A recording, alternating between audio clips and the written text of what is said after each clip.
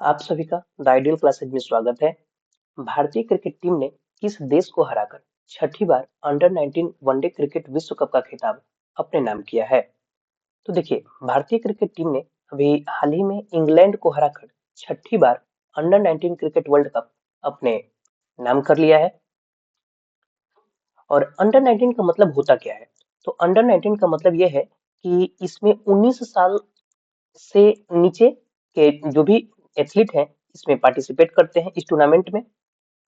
और टीम जो है, भारतीय टीम जो है, हरारे स्पोर्ट्स क्लब में खेले गए फाइनल मुकाबले में इंग्लैंड को 100 रनों से मात दिया, यानी 100 रन से ये वर्ल्ड कप में हराया है।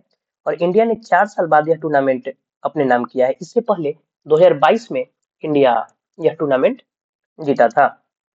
और ये इंडिया ये छठी बार जीती है इस टूर्नामेंट को। और ऑस्ट्रेलिया जो है 4 बार इस टूर्नामेंट को जीता है, 1988 में, 2002 में, 2010 में और 2024 में। इस प्रकार के आपको वीडियो पाना है तो चैनल को सब्सक्राइब करें।